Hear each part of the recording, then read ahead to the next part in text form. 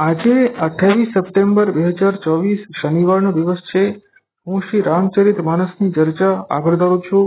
ત્યારબાદ રાવણે વાલીપુત્ર અંગદને પૂછ્યું કે હે વાંદરા, તું કોણ છે?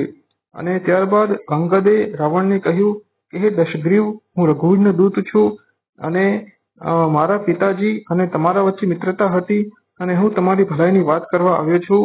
હે દશગ્રીવ, તમારો જન્મ ઉત્તમ કુળમાં થયો છે. મુનિ પુલસ્ત્યના તમે પૌત્ર છો. તમે શિવજીની અને બ્રહ્માજીની અનેક રીતે ઉપાસના કરેલી છે. તમે વરદાન પ્રાપ્ત થયેલા છે અને તમે સમગ્ર જગતને જીતી લીધું છે. અને ત્યારબાદ રાજ મદમાં અથવા તો મોહવશ થઈને તમે જગતજનની શ્રી સીતા માતાને હરણ કરીને લઈ આવ્યા છો. હવે હે દશગ્રીવ, તમે મારી વાતને સાંભળો, મારી સલાહને તમે હૃદયમાં ધારણ કરો. તમે દાંતોમાં તણખો દબાવો અને ગળામાં કુહાડી પહેરો અને કુટુંબીઓ સહિત પોતાની બધી સ્ત્રીઓને લઈને શ્રી જાનકીજીને આગળ કરીને પોતાનો ભય છોડીને શરણાગતની રક્ષા કરવા. પ્રભુ શ્રી રામચંદ્રજીની જય હો, રક્ષા કરો, રક્ષા કરો, એવું બોલતા બોલતા તમે પ્રભુ શ્રી રામચંદ્રજીની સમક્ષ જાઓ અને તમારા આર્ત વચનો સાંભળીને પ્રભુ શ્રી રામચંદ્રજી તમને નિર્ભય કરી દેશે. આ સાંભળીને રાવણને ક્રોધ આવ્યો અને રાવણે તેમ કહ્યું કે હે વાંદરાના બચ્ચા, તું સંભાળીને બોલ અને તું પહેલા મને એમ કહે કે કઈ રીતે મારી અને તારા પિતા વચ્ચે મિત્રતા છે તેમ મને બતાવો. ત્યારબાદ અંગદે રાવણને કહ્યું કે હે રાવણ, મારું નામ અંગદ છે અને મારા પિતાનું નામ વાલી છે. વાલી નામના વાંદરાને તમે ઓળખતા જ હશો. ત્યારબાદ રાવણે જ્યારે વાલીનું નામ સાંભળ્યું ત્યારે તે કંઈક સંકોચમાં પડી ગયો અને ત્યારબાદ બોલ્યો કે હા, મને યાદ આવી ગયું છે, વાલી નામનો એક વાંદરો તો હતો. અને ત્યારબાદ રાવણે અંગદને પૂછ્યું કે અત્યારે વાલી ક્યાં છે, તેના કુશળ સમાચાર કેમ છે, આજકાલ ક્યાં છે? ત્યારબાદ અંગદે રાવણને કહ્યું કે 10 દિવસ પસાર થઈ ગયા પછી તું સ્વયં વાલીને મળી લેજે અને તું તેમના કુશળ સમાચાર પૂછી લેજે અને પ્રભુ શ્રી રામચંદ્રજીના દ્રોહ કરીને કેવું મનુષ્યની દશા થાય છે તેના વિશે તે તને સમજાવી દેશે. અને ત્યારબાદ રાવણે અંગદને તેમ કહ્યું કે તું વાલીનો પુત્ર અંગદ છે, તું તો કુળ નાશક નીકળ્યો, તું તો વાંસની જે જડમાં જે અગ્નિ હોય છે તેવો તું સાબિત થયો છે અને તારો જન્મ તો વ્યર્થ જ થયો છે. તું વાલીનો પુત્ર છે અને પોતાની જાતને તપસ્વીઓનો દૂત કહેવડાવે છે, તું તો કુલ નાશક છે. આ સાંભળીને અંગદે રાવણને કહ્યું કે હા રાવણ, હું કુલ નાશક છું અને તું તો કુલનો રક્ષક છે. આંધળા અને બહેરા પણ આવી વાતો કરતા નથી. તારા તો 20 કાન અને 20 આંખો છે અને હું બ્રહ્માજી અને શિવજી જેમના ચરણોની પૂજા કરે છે તે પ્રભુ શ્રી રામચંદ્રજીનો દૂત છું અને મેં મારા કુળને ડુબાડી દીધું છે. તું ડૂબીને મરી જા. આવું અંગદે રાવણને કહ્યું. અંગદના આવા કઠોર વચનો સાંભળીને રાવણ ક્રોધિત થઈ ગયો અને રાવણ તેમ બોલ્યો કે હે વાંદરા, હું તારા કઠોર વચનો તે કારણે સાંભળી રહ્યો છું કારણ કે હું ધર્મ અને નીતિની મર્યાદા જાણું છું, તેની રક્ષા કરી રહ્યો છું.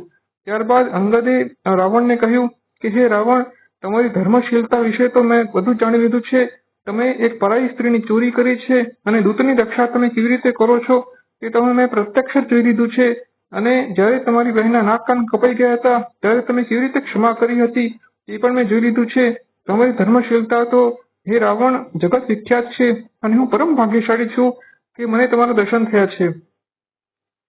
આ સાંભળીને રાવણને ક્રોધ આવ્યો અને તેણે કહ્યું કે હે વાંદરા, તું સંભાળીને બોલ અને મારી ભુજાઓને જો.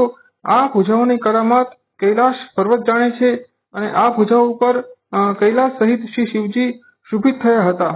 ત્યારબાદ અંગદે કહ્યું કે હે રાવણ, પ્રભુ શ્રી રામચંદ્રજી સ્વતંત્ર ભગવાન છે. પ્રભુ શ્રી રામચંદ્રજીની વિમુખ થઈને તને બ્રહ્માજી અને રુદ્ર પણ બચાવી શકે તેમ નથી અને પ્રભુ શ્રી રામચંદ્રજી ના વિમુખ થઈને તું બચી શકીશ નહીં. તેમના ક્રોધમાં તું અને તારો વંશ પતંગની જેમ ભસ્મ થઈ જશો અને મારી સલાહ માની લે રાવણ અને પ્રભુ શ્રી રામચંદ્રજીના શરણમાં જતો રહે, નહીંતર તને બ્રહ્માજી અને રુદ્ર પણ બચાવી શકે તેમ નથી.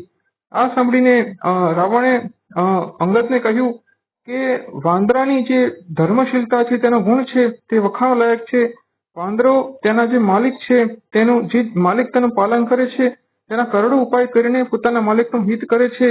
વાંદરો પોતાના માલિક માટે પોતાની લજ્જા છોડીને નાચે છે, કૂદે છે, તે નાચગાન કરે છે, લોકોને રીઝવે છે અને પોતાના માલિકનું હિત કરે છે. આ જ વાંદરાની સ્વયં ભક્તિ છે અને વાંદરાને ધન્ય છે અને વાંદરાની જે સ્વયં ભક્તિ છે તેને પણ ધન્ય છે. આવું કહીને તેણે અંગદના વખાણ કર્યા અને કહ્યું કે હે અંગદ, તું સ્વયં ભક્ત છે અને હું સારા ગુણોને સમજનાર છું, તેની પ્રશંસા કરનાર છું.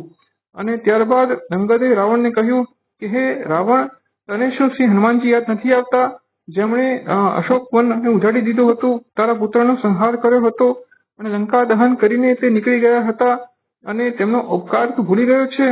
આ સાંભળીને રાવણને ક્રોધ આવ્યો અને રાવણે કહ્યું કે હે વાંદરા, તારી સેનામાં તેવું કોણ છે જે મારી સામે લડી શકે તેમ છે? મેં મારી ભુજાઓથી કૈલાસ પર્વતને ઉપાડેલો છે, કૈલાસ પર્વતને મારા ભુજા ઉપર ધારણ કરેલો છે. મેં મારા મસ્તકો ગણિત વખત પોતાના હાથથી પોતાના મસ્તકોને પુષ્પની જેમ ત્રિપુરારી શિવજીને ચડાવ્યા છે અને તે જગત આખું જાણે છે, જગત પ્રસિદ્ધ હું રાવણ છું. અને દિક્પાળો દિશાઓના સ્વામીઓની સામે જબરદસ્તી લડાઈ કરી હતી. તેમણે મારી છાતી ઉપર હુમલો કર્યો હતો, પરંતુ તેમનું એક પણ ચિહ્ન અત્યારે નથી. અને હું જ્યારે ચાલું છું ત્યારે પૃથ્વી એ ડગમગી ઉઠે છે, પૃથ્વી ડોલી ઉઠે છે, જાણે હાથી ચાલતો હોય ત્યારે નાવડી જેવી રીતે ડોલી ઉઠે તેવી રીતે મારું પણ તેવી જ સ્થાન છે. અને હે અંગદ, તારી સેનામાં કોણ છે? તારો માલિક જે છે તે તો હવે પોતાની સ્ત્રીના વિયોગમાં બલહીન થઈ ગયો છે અને તેનો નાનો ભાઈ તારા માલિકને જોઈને દુઃખી થઈ રહ્યો છે. તું અને સુગ્રીવ તો નદી પરના વૃક્ષ સમાન છો. ત્યારબાદ જામવાન છે, એ તો વૃદ્ધ થઈ ગયો છે, તે લડી શકે તેમ નથી. ત્યારબાદ નલ અને નીલ છે, તે શિલ્પ કલા જાણે છે, તે લડાઈ કરી શકે તેમ નથી. હા, એક મહાન બળવાન વાંદરો જરૂર છે જે સમુદ્રને પાર કરીને અહીં આવ્યો હતો અને લંકા દહન કરીને જતો રહ્યો હતો. ત્યારબાદ અંગદે રાવણને કહ્યું કે હે રાવણ, તું સાચું કહેજે કે શું એક વાંદરાએ તારી લંકાને દહન કરી નાખી? એ વાંદરો તો અમારી સેનામાં માત્ર સામાન્ય છે. તેમને અમે માત્ર ખબર લેવા માટે જ મોકલ્યો હતો. તે માત્ર ચાલી શકે છે, બીજું કશું જ કરી શકે તેમ નથી. અને તેણે પ્રભુની આજ્ઞા વગર તારી લંકાને દહન કરી દીધું. અને ત્યારબાદ તે ક્યાં જતો રહ્યો? કે શું ડરીને તે સુગ્રીવની સેનામાં ના આવ્યો? ક્યાં છુપાઈ રહ્યો? અને ત્યારબાદ રાવણે અંગદને કહ્યું કે હે અંગદ, મારી સેનામાં કુંભકર્ણ જેવો મારો ભાઈ છે. ત્યારબાદ ઇન્દ્રનો સુપ્રસિદ્ધ શત્રુ તેઓ મેઘનાથ મારો પુત્ર છે. અને હું સ્વયં રાવણ એ જગત પ્રસિદ્ધ છું. મારી 20 ભુજાઓ એ 20 સમુદ્ર સમાન છે. તારો જે માલિક છે તેણે તો વાંદરાઓનો સહાયતા લઈને સમુદ્રને બાંધી લીધો છે અને પક્ષીઓ પણ સમુદ્રને પાર કરી શકે તેમ છે. પરંતુ મારી આ 20 ભુજાઓ તે બળની જે 20 સમુદ્રો છે તે સમાન છે. તેમાં ઘણા બધા રાજાઓ ડૂબી ગયા છે અને મને મારી ભુજાઓને પાર કરી તો અશક્ય છે. આ સાંભળીને અંગદે રાવણને કહ્યું કે હે રાવણ, તું પ્રભુ શ્રી રામચંદ્રજીને મનુષ્ય ગણે છે, જેમના ફરસાએ સહસ્ત્રબાહુનો સંહાર કર્યો હતો અને જેના ફરસાએ ઘણા બધા રાજાઓનો સંહાર કરેલો છે. તેવા પરશુરામજીનો ગર્વ એ પ્રભુ શ્રી રામચંદ્રજીની સામે આવીને જતો રહ્યો હતો. શું તે પ્રભુ શ્રી રામચંદ્રજી મનુષ્ય છે? શું પ્રભુ શ્રી રામચંદ્રજી મનુષ્ય છે? શું ગંગાજી નદી છે? શું કલ્પવૃક્ષ એ વૃક્ષ છે? શું શેષજી એ સર્પ છે? શું અન્ન એ દાન છે? શું વૈકુંઠ એ લોક છે? શું શ્રી રામચંદ્રજીની ભક્તિ એ લાભ છે? અને શું અન્ન એ દાન છે?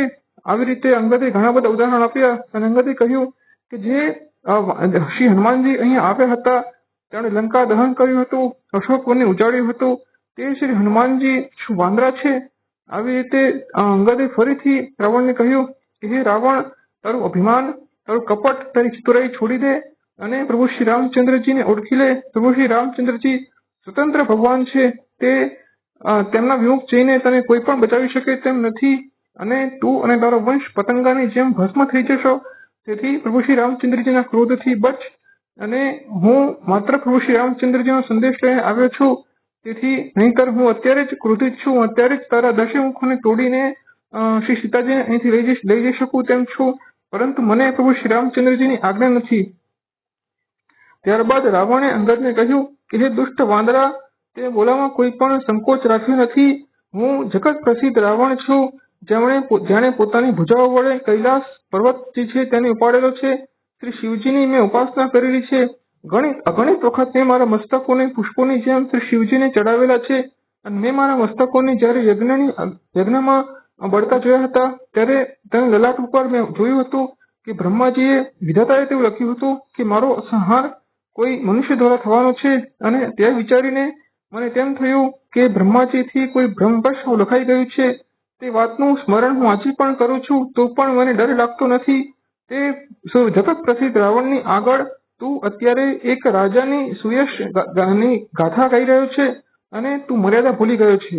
અને જે તારો રાજા છે, જે તારો માલિક છે, જો તે આટલું શક્તિશાળી હોય તો તે શા કારણે વારંવાર દૂત મોકલીને શત્રુ સાથે સમાધાન કરવાના પ્રયત્નો કરે છે? શું તેને શત્રુ સાથે સમાધાન કરવામાં કોઈ લજ્જા, કોઈ શરમ આવતી નથી?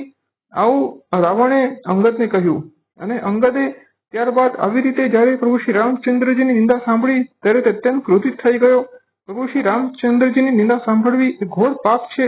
અને અંગદને અત્યંત ગુસ્સો આવ્યો અને અંગદે પોતાના બંને હાથને પૃથ્વી પર પછાડ્યા, અને જેવા પૃથ્વી પર બંને હાથ પછાડ્યા તરત જ પૃથ્વી ડોલી ઉઠી. ત્યાં સભામાં જેટલા પણ વ્યક્તિઓ હતા તે પડી ગયા. રાવણ પણ પડી ગયો, તેના 10 મુગટો પડી ગયા. રાવણે જેમ તેમ કરીને કેટલાક મુગટો ઉપાડી લીધા અને પોતાના માથા મૂકી દીધા, અને 4 મુગટ એ અંગદ પાસે જતા રહ્યા. અંગદે તે મુગટોને બહાર ફેંકી દીધા, અને જેવા તે મુગટો બહાર આવ્યા કે તરત વાંદરાઓએ તે જોયું કે મુગટ આવી રહ્યા છે, અને વાંદરાઓ વિચાર કરવા લાગ્યા કે આ શું દિવસે ઉલ્કાપાત થઈ રહ્યો છે કે શું રાવણે વજ્રનો હુમલો કર્યો છે? તેવું વાંદરાઓ વિચારવા લાગ્યા. ત્યારબાદ પ્રભુ શ્રી રામચંદ્રજી કહ્યું કે આ કોઈ ઉલ્કાપાત પણ નથી અને કોઈ વજ્રનો પ્રહાર પણ નથી, પરંતુ અંગદે રાવણના જે 4 મુગટ છે તે ફેંકેલા છે.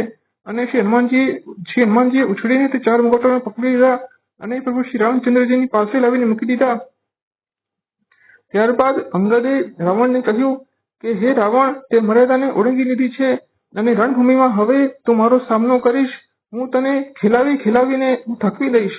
ત્યારબાદ રાવણે કહ્યું કે હે રાક્ષસો, આ વાંદરાને પકડી લો, આનો સંહાર કરી નાખો અને હવે બહાર જાઓ. બધા વાંદરાઓ અને રીંછને ખાઈ લો અને મારી આજ્ઞા છે તેનું પાલન કરો. અને ત્યારબાદ અંગદે કહ્યું કે હે રાવણ, કાળના વશ થઈને તને મતિ ભ્રમ થઈ ગયો છે, તને અહંકાર થઈ ગયો છે. તું પ્રભુ શ્રી રામચંદ્રજીને મનુષ્ય ગણે છે, તે જ તારી મહાન ભૂલ છે.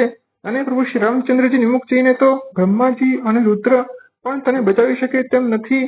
અને તું અત્યારે પણ વાત માની લે અને સીતાજીને પ્રભુ શ્રી રામચંદ્રજીને સોંપી દે, નહીતર તું અને તારો વંશ એ પતંગની જેમ ભસ્મ થઈ જશો અને પ્રભુ શ્રી રામચંદ્રજીના ક્રોધથી તમને કોઈ પણ બચાવી શકે તેમ નથી.